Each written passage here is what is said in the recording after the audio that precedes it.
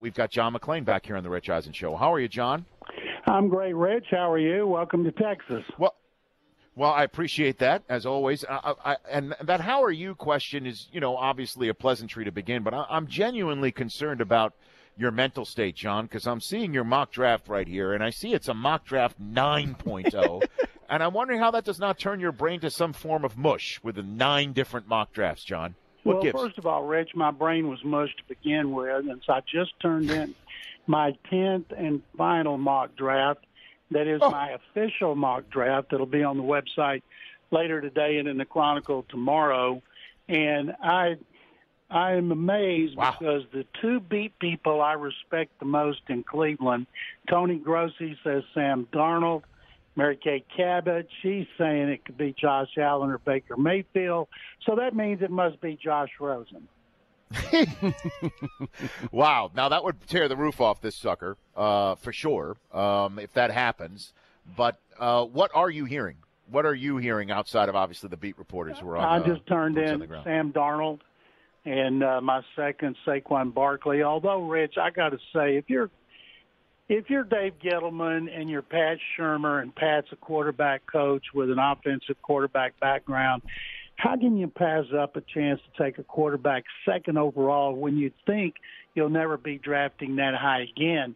And if you were bad and you had to play him, then you could always trade Eli to a contender before the trade deadline the first week of November, and you might be doing him a favor. That being said, I'm going with Barkley. Well, here's how I'll answer that question. How do you not choose 1 second overall when you're not going to choose that high? Is that you might be of the mindset of my first hour guest, Troy Aikman, or the mindset of Sean Payton, who told Peter King and the MMQB a couple Mondays ago that he doesn't think that there's a franchise quarterback in this draft, and Darnold might be the only one who is. And if Darnold goes first overall, and the Giants are the only team really in the top 5 who really are, I mean, technically – they're not quarterback needy right now, and they're not quarterback needy because they haven't gotten it right for so long like the Browns and the Jets.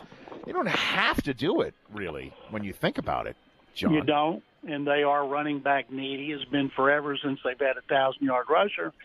And we all know Barkley's the best prospect in the draft, and nobody can help a quarterback more than a running back. So I think that the Giants should take him. I don't know if they will, but that's who's going in my mock draft. And Mike Mayock said last week, and I know you'll talk to Mike about this for 24/7 for the next 4 days, but Mike pointed out, he crossed all the boxes on Luck and Wentz, and none of these prospects crosses all his boxes. Therefore, none of them are guaranteed.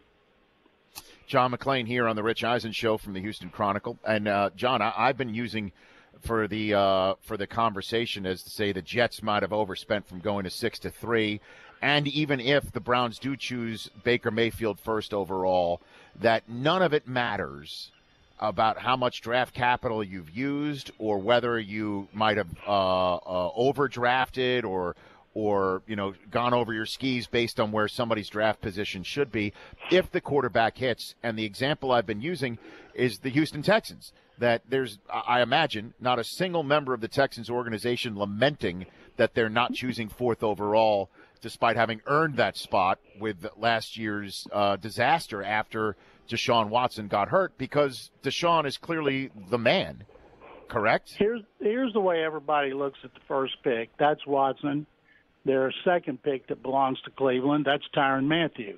They picked up another $10 million in cap space to get rid of Osweiler, and you could say they used 7 of that 10 to bring in Tyrann Mathieu. And if they were having a party, they could bring both those guys out as their first 2 picks, and nobody's complaining. And ultimately, they swapped number ones last year, gave up a 1 this year.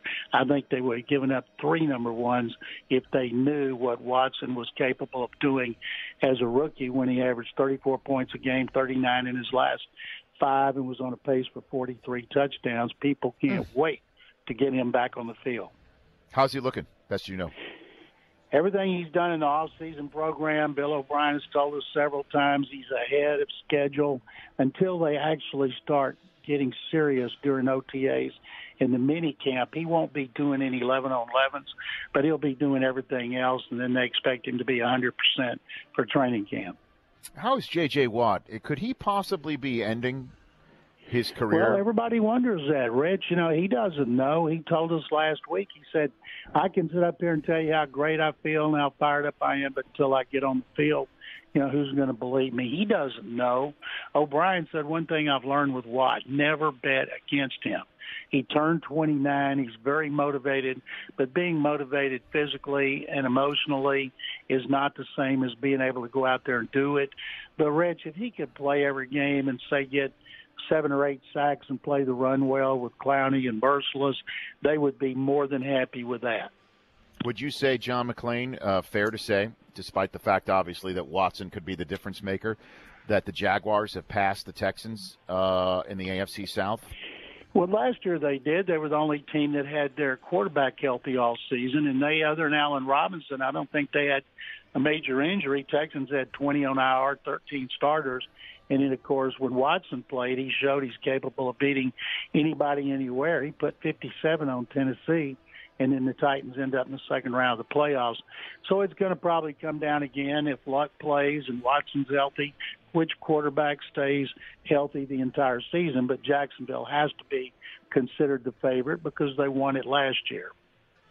John McClain here on the Rich Eisen Show. I'd be remiss if I didn't do a little bit of a Houston roundup, since, obviously Philadelphia calls itself the city of champions, but Houston could absolutely stake a little bit of claim to that, and they would absolutely be able to claim it. Should the Houston Rockets win it all, they'd have the reigning champs in basketball as well as baseball in that regard. How nervous was the town halftime of Game 4 in Minnesota and relieved after the third quarter of Game 4 in Minnesota? They won't admit to being nervous, but the fact is, until the third quarter of that game, the Rockets had not played anywhere near as good as they did in regular season when they blew out the Timberwolves in 3 games and won the other one by 9. So people were worried, and all of a sudden they scored 50, led by Harden. Now they figure they're going to blow out the Timberwolves tonight, wrap this series up. But, Rich, because of the regular season when they had the best record by far, people are going to be really disappointed if they don't win a championship. Well, I guess it all comes down. Well, look, I mean, it looks like they're going to get Donovan Mitchell and Utah, which obviously they should dispatch a team being led by a rookie, despite how remarkably well he has played in his first 4 playoff games. And then there's either Golden State or the red-hot Pelicans. How do you see this playing out over the next couple of weeks? I've watched almost every game they've played this year, and this is the deepest team they've ever had. This is also the most talented team, top to bottom. They've got Harden. They don't have Olajuwon. Chris Paul, getting him turned out to be such a shrewd move by Daryl Morey, GM. Paul helps Harden a lot, takes up the slack when Harden slumps, which isn't very often. They dominated the Pelicans, and Mitchell's tremendous, but the Rockets are loaded with weapons, and they're fun to watch because they're high scoring. And the difference this year, Rich, is their defense has been really good. Harden has played by far the best defense. And we're talking about Mike D'Antoni's team ranking in the top 6, I believe, in defense, and that's amazing. And ultimately, if they're going to win a title, that'll have a lot to do with it. And there's much to do about last night's Real Sports, where Bryant Gumbel had an interesting exchange with Derek Jeter. And in the conversation of the Marlins, everybody's pointing to the Astros as see what the Astros did. They essentially tanked. They got all of these young prospects, and now look at them. I mean, 16-9, and I know they got another great start from Garrett Cole and knocked around Ohtani with nothing to show for it over the last 2 days against the Angels. But it's clear that the Astros are a class in the American League, and at the end of the day, when it all comes down to it, a tough place to, and it'll be a very tough out in October, certainly in that building. Is it fair to equate what the Marlins are doing now with what the Astros did to build? First of all, every time Jeter had an answer, I saw his nose grow a little more each time he spoke. And, of course, that's what he's doing. It looks like there's some other teams doing it.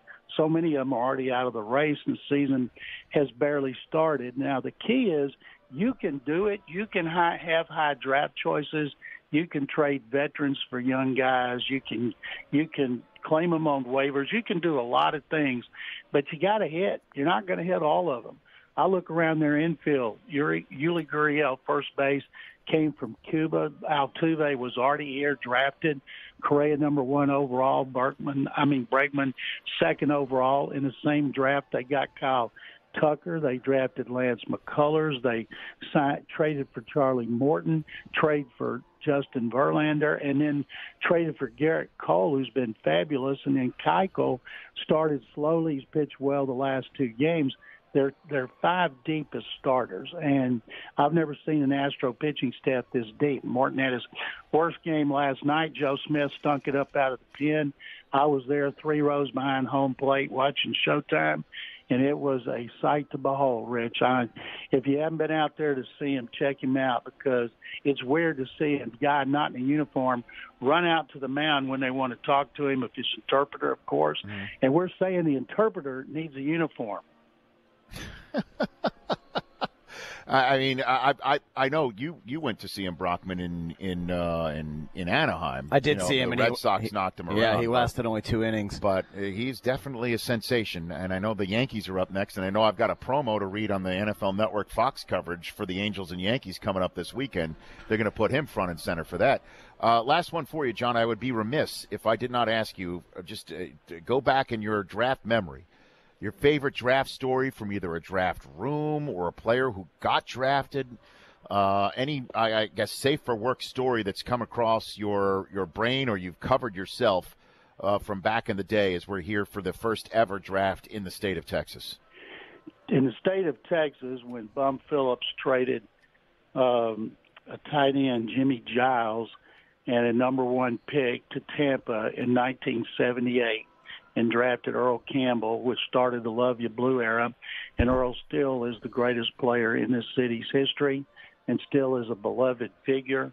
And any time you ask anybody about a draft here and great draft moves through the decades like Deshaun Watson, people first and foremost will always be Earl Campbell, unless Deshaun Watson leads them to a Super Bowl victory. Yeah, and again, that's the whole point. It does not matter what you give up as long as you get the right guy. It just doesn't.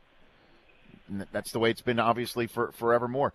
Always love chatting with you, John. We'll see you soon, hopefully. Rich, it's my pleasure. Have a great draft. You got it. There's John McClain. The Rich Eisen Show, weekdays at noon Eastern on Audience.